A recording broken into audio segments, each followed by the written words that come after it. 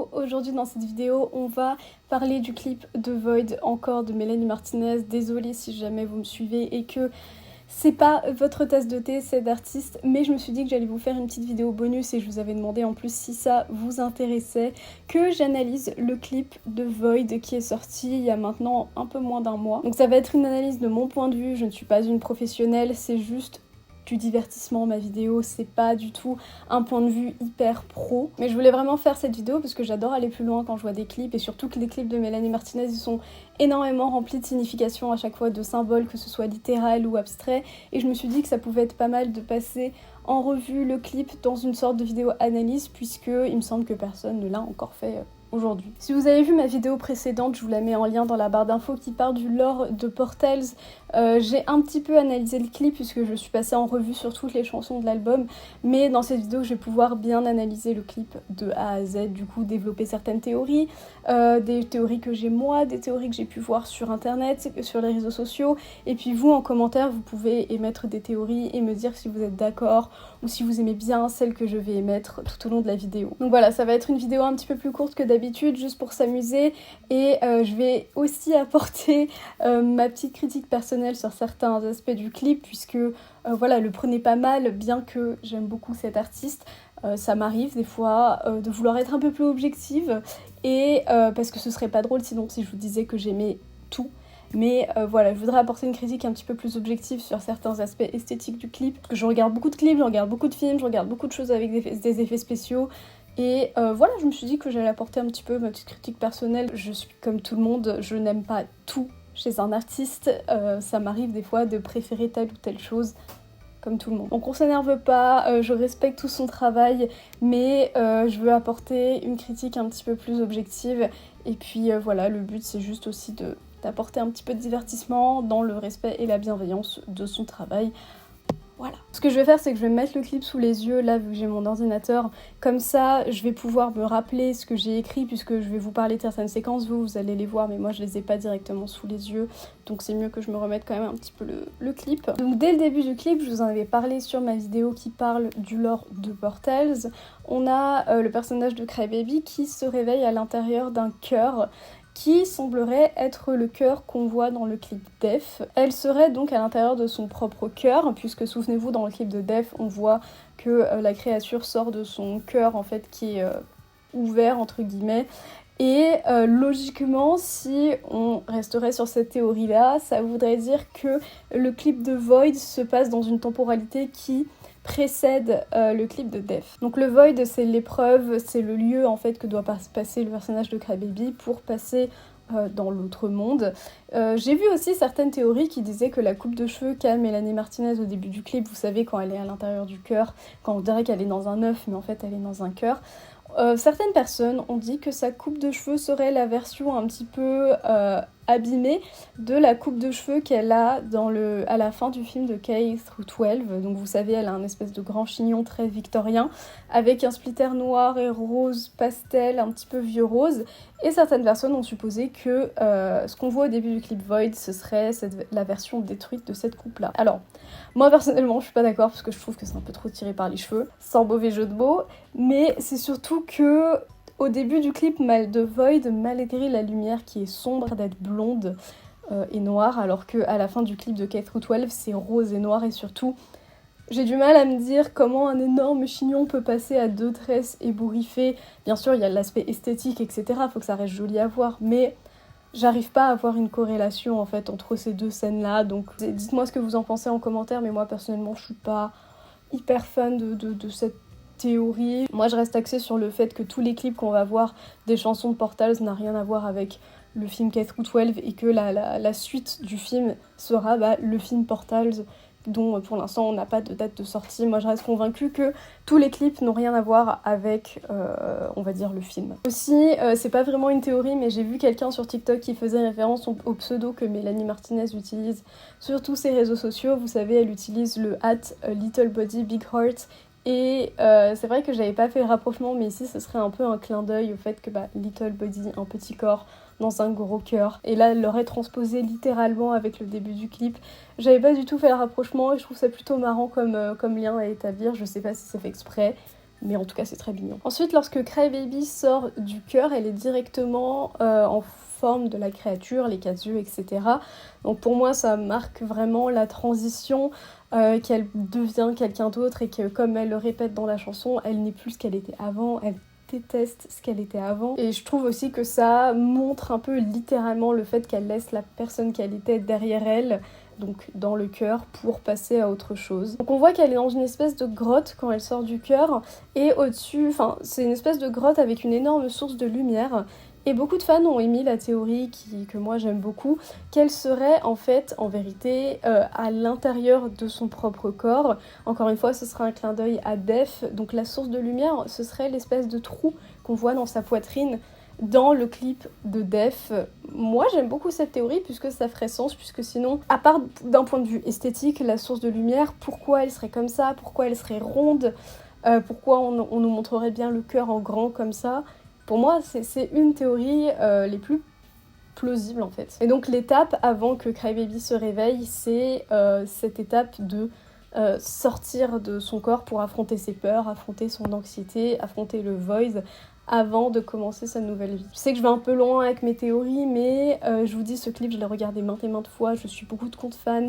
Du coup, j'ai vu tellement de choses dessus que c'est bon, je me suis imprégnée de tout ce lore. Beaucoup de ses pas de danse dans ce clip aussi sont très très travaillés.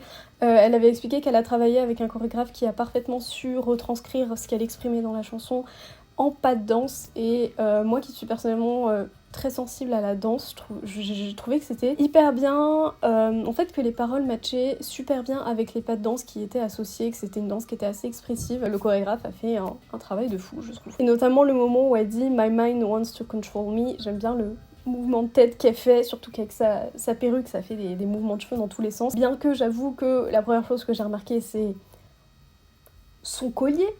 J'aime beaucoup ce petit move et je trouve que vraiment les pas de danse ils retranscrivent vraiment bien tout ce qu'elle exprime dans la chanson et l'énergie qu'elle veut dégager avec la chanson. Donc la scène qui suit, quand elle vomit des vers, je vais pas m'avancer, je dirais des insectes, c'est pour en fait matcher la phrase quand elle dit There's rotten things inside me. Donc c'est pour montrer qu'elle est un peu comme pourrie de l'intérieur, je pense. Qu'on l'interprète au sens propre, elle a littéralement des choses pourries à l'intérieur d'elle, des insectes. Mais ça peut aussi être interprété au sens figuré, vis-à-vis du fait on la force à ingérer des idées, qu'elle doit être comme ceci, comme cela, qu'une femme doit être comme ça, qu'une artiste pop féminine doit être comme ceci, que ça peut s'interpréter des deux façons, mais ici dans le clip c'est vraiment le sens propre de il y a des choses pourries à l'intérieur d'elle et elle est morte quoi. Ça peut avoir plusieurs significations en fonction de comment vous choisissez de l'interpréter, mais moi c'est les deux façons que j'ai choisi de voir. On va dire que si on reste dans la diégèse du clip, c'est vraiment juste des choses pourries à l'intérieur d'elle qui font qu'elle est morte. Il y a des éclairs un peu partout aussi en même temps, elle semble un peu se prendre comme des coups de jus, donc il y a une palette de couleurs qui est très sombre et assez désaturée tout au long du clip, c'est vraiment pour imposer cette image un peu cauchemardesque. Je suis personnellement pas super fan des plans où elle est devant, vous savez, le gros œil. Donc attention, je vais donner mon avis, je suis là pour ça, même si personne me l'a demandé, mais je suis pas super fan de ces plans-là, j'ai un peu l'impression que c'est des plans bouche-trou, le prenez pas mal, c'est pas forcément méchant, mais je trouve que ça nous sort un peu du clip, je trouve que c'est un côté un peu trop littéral, je pense que vous voyez ce que je veux dire, mais le gros œil qui la regarde, qui montre qu'elle doit faire face à ses propres peurs, et donc l'œil c'est elle. Je trouve qu'elle nous a habitués à des significations un petit peu moins littérales, un petit peu plus abstraites, en tout cas du moins c'est ce que je pense, et quand je dis ça je fais surtout référence à des anciens clips, par exemple Mad Hatter, et aussi d'un point de vue esthétique, je trouve juste pas ça super joli honnêtement, elle devant le gros œil. Après encore une fois c'est que mon avis, ça gâche pas le clip, mais voilà, je suis pas très fan. La fameuse scène que j'ai trouvée goofy quand je vous ai fait le react du clip dans ma précédente vidéo, c'est la scène où elle enfonce une porte pour se retrouver devant ensuite plusieurs versions d'elle-même chauves qui tiennent tous un gun et qui vont se mettre à la poursuivre. Encore une fois, pour moi, c'est trop littéral. Je vais être chiante, hein, mais je vais m'expliquer. Beaucoup de fans ont conclu que c'était pour montrer qu'elle cherchait à fuir son anxiété, mais que ça la rattrape, ou aussi qu'elle a une tendance à l'autodestruction, puisque c'est elle-même qui se poursuit avec une arme, pas pour fuir mais pour la vaincre, enfin vous avez compris l'idée générale. C'est littéral mais c'est aussi un peu plus difficile à comprendre je trouve puisqu'elle est poursuivie par des versions d'elle-même qui ont l'apparence de la créature et je trouve que ça aurait été plus adapté de mettre des versions d'elle-même, vous savez, avec des tenues qui ont marqué l'ère de Crybaby. Une des tenues qu'elle porte dans le clip de Crybaby, ou encore l'uniforme de K-12. Donc j'ai vu des fanarts un peu revisités justement de cette séquence, et c'était des personnes qui avaient redessiné cette scène avec ce que je viens de vous dire. Elle est entourée par des anciennes versions d'elle-même dans des tenues qui ont marqué l'era de Crybaby. Alors oui, ça aurait été beaucoup plus littéral, je suis d'accord, mais ça aurait aussi été peut-être plus facile à interpréter. Peut-être qu'elle a choisi de faire ça comme ça pour qu'il y ait une libre interprétation aussi, et d'un point de vue aussi budget et réalisation, je pense que c'était plus simple pour elle de faire ça comme ça, puisque vous imaginez de modéliser plusieurs versions d'elle-même dans différentes tenues qui lui courent après, je pense que c'est un peu trop, alors que là on a juste la créature qui est chauve et qu'ils ont multiplié en plusieurs fois, c'est beaucoup plus simple je pense d'un point de vue technique. Ça aurait été plus marquant comme ça pour moi, mais j'ai aussi cette supposition qu'elle ne souhaite plus faire réapparaître le personnage de Crybaby sous cette forme, du coup c'est pour ça peut-être qu'elle ne fait pas ça comme ça. Là elle s'est montrée sans le masque au début du clip, mais c'était un peu nécessaire, mais du coup j'ai un peu l'impression qu'elle souhaite vraiment ne plus montrer le personnage de Crybaby comme on l'a vu avant, pour montrer qu'elle laisse tout ça derrière elle, et peut-être pour faciliter aussi une potentielle transition vers son prochain album, qui n'aura rien à voir, d'après ses dires, avec tout cet univers-là. Et peut-être aussi que c'est une volonté un petit peu nostalgique de ma part de vouloir revoir le personnage de Crybaby, bien que j'adore ce qu'elle nous propose maintenant. J'ai peut-être ce côté nostalgique de vouloir revoir ce personnage dans cette ère. En tout cas, ça n'enlève pas le fait que je trouve cette scène très drôle, même si c'est censé être plus menaçant qu'autre chose. On peut noter aussi les effets spéciaux qui, je trouve, dans ce clip sont très impressionnants. La dernière fois que j'ai été impressionnée par des effets spéciaux dans un clip venant d'elle, c'était dans le clip Madateur, puisque il me semble que c'était un des clips dans lequel elle avait mis le plus de budget pour les effets spéciaux. Donc vraiment, j'étais très impressionnée pour le coup avec ce clip. On peut du coup relever que les armes sont très présentes dans le clip, 3 fois il me semble. Donc là, si on comprend pas qu'elle parle de suicide, puisqu'il y a même la dernière scène où on la voit avec une arme, c'est elle qui se tire l'arme elle-même dans la tête. Donc ça fait entièrement référence au suicide, je suppose, ou en tout cas à la fin d'une période. Est-ce que c'est comme ça que Crybaby meurt, ou alors est-ce que c'est juste quelque chose qui parle ici de Mélanie Martinez en elle-même? Est-ce qu'elle essaye pas de montrer qu'elle a déjà eu des pensées comme ça, des pensées suicidaires? Encore une fois, c'est des théories. Est-ce que ça s'inscrit dans le lore, ou est-ce que c'est ici un moyen d'exprimer que c'est quelque chose qu'elle a déjà personnellement ressenti peut-être? Ensuite, on a la scène où elle se retrouve face à elle-même dans des versions d'elle-même. En fait, on voit qu'elle est entourée par des versions d'elle-même qui sont encore au stade de l'œuf, donc qui n'ont pas totalement éclos. Donc c'est encore une fois interprété au sens littéral, c'est-à-dire qu'elle se retrouve confrontée à elle-même pendant qu'elle fait sa crise d'anxiété, ou juste comme c'est une personne anxieuse, elle se retrouve souvent face à elle-même, face à ses pensées. Elle s'observe un peu à la troisième personne. À ce moment-là, elle se remet en question, elle se pose plein de questions.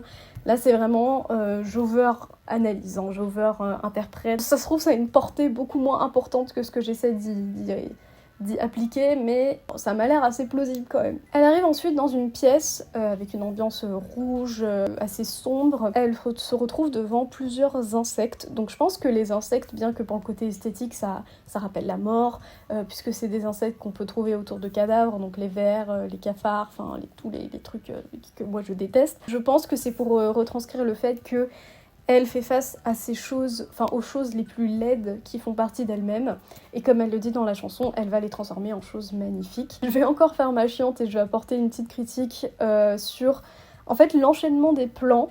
Je sais pas si vous voyez, mais quand elle commence à sortir en fait l'épée derrière elle, donc pas quand elle l'a sortie, mais quand elle commence, après on nous met un plan où elle a sorti l'épée.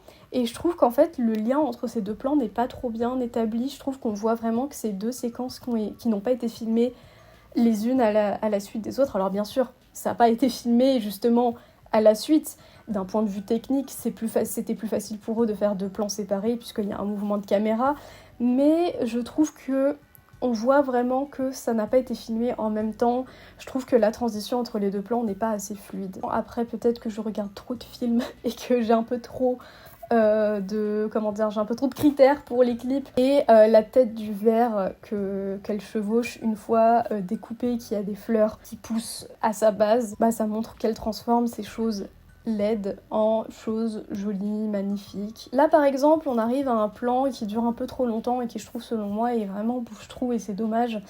Elle se retrouve encore devant ce plan de l'œil et elle court, donc on la voit sous différents angles en train de courir. Et ces plans-là, ils me dérangent parce que je trouve qu'elle aurait pu mettre autre chose. Après, je sais que le budget est énorme pour le clip, qu'il y a des effets spéciaux de malade, donc je vais pas non plus faire ma relou.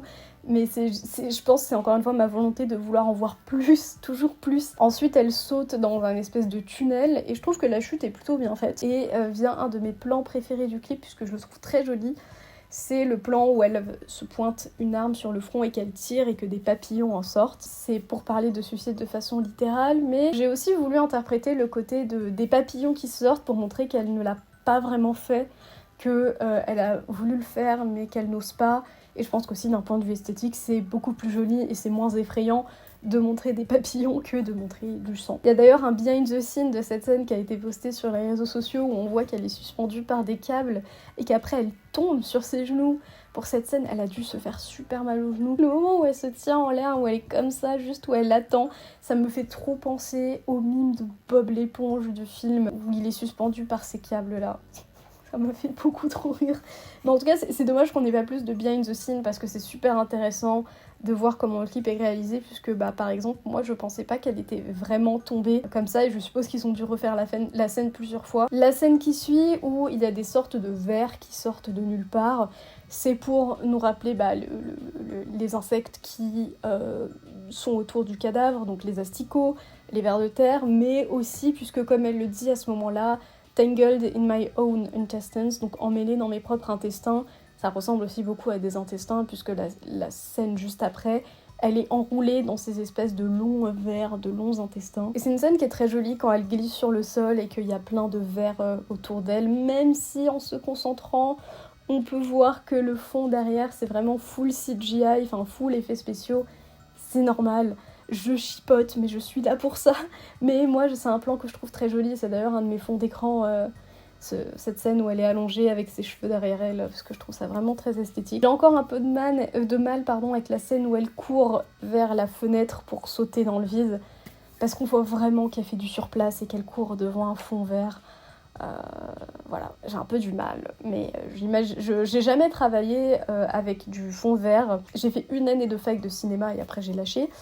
J'ai pu faire un peu quelques espèces de courts-métrages, tout ça, mais j'ai jamais pu travailler avec un fond vert, donc je sais pas à quel point c'est difficile ou non de faire des plans en fond vert ou fond bleu, mais là je trouve juste qu'on voit trop que elle fait du surplace. Et enfin on a le plan de fin où elle saute par la fenêtre d'un château. Et un compte fan que je suis sur Twitter a mis en avant le fait que ça pourrait faire référence à une carte de tarot. Encore une fois, vous vous souvenez, comme dans Def, il y avait une scène avec il me semble que c'était le 10 d'épée qui faisait référence à une carte de tarot. Ici, ce serait la carte La Tour. Donc la Tour ou la Maison Dieu. C'est une carte qui représente une tour qui est en haut d'une montagne et qui est foudroyée par un éclair. Donc il y a des flammes qui sortent de la tour et des habitants, des personnes qui sautent de cette tour en étant apeurée. Donc cette carte, elle représente un changement brusque, mais aussi une destruction matérielle qui va provoquer, entraîner un changement assez conséquent. Et ça entraîne aussi également une prise de conscience qui va fortement nous impacter. L'explosion de la tour, elle peut être imposée par une force extérieure, mais elle peut aussi être imposée par une force intérieure. Donc, c'est-à-dire que ça symboliserait une sorte de révolution intérieure qui nous mène à des changements internes intime. On peut donc établir un lien de façon assez évidente avec toute la thématique de la chanson, du clip, le fait de confronter ses peurs, ses anxiétés. C'est un combat en fait interne, un combat qui se voit pas du tout, afin d'évoluer et de passer à un autre stade. Et donc c'est une sorte de révolution intérieure avec nous-mêmes. Et voilà, c'est ici que se termine ce clip. Donc j'espère que mon analyse vous a plu, j'ai voulu apporter mon point de vue personnel. Il n'y a pas énormément de théories qui sont sorties sur les réseaux sociaux, à vrai dire. où j'ai pu en voir passer d'autres, mais c'était formulé assez différemment, mais globalement ça revenait un peu à tout ce que je vous ai dit ici. Et puis j'ai vu passer d'autres théories que moi je les trouvais vraiment pas sensées, donc je les ai pas inclus dans la vidéo. J'espère que ça vous a plu, même si c'est une vidéo un petit peu plus courte. La prochaine vidéo, alors ça va pas vraiment parler de Mélanie Martinez, ça va rapporter un problème qui a été autour de Mélanie Martinez, mais ça parle aussi d'une autre artiste féminine. Je me suis dit que j'allais parler d'un peu plus de sujets de culture pop sur ma chaîne, puisque j'aime bien faire ça. N'hésitez pas à me dire ce que vous en avez pensé dans les commentaires. Moi j'ai beaucoup aimé faire cette petite analyse de clip. Je sais pas si je le ferai pour ces anciens clips, mais je pense le faire pour les prochains qui sortiront, donc comme ça sera espacé vraiment dans le temps, puisqu'on va pas tous les avoir d'un coup. N'hésitez pas à me dire ce que vous en avez pensé en commentaire. Vous pouvez rejoindre mes réseaux sociaux et aussi checker ma boutique Etsy où je vends mes bijoux. Je vous invite à liker la vidéo et à vous abonner pour voir les prochaines vidéos. Moi je vous fais des bisous, merci d'avoir regardé et à bientôt dans une prochaine. Bye!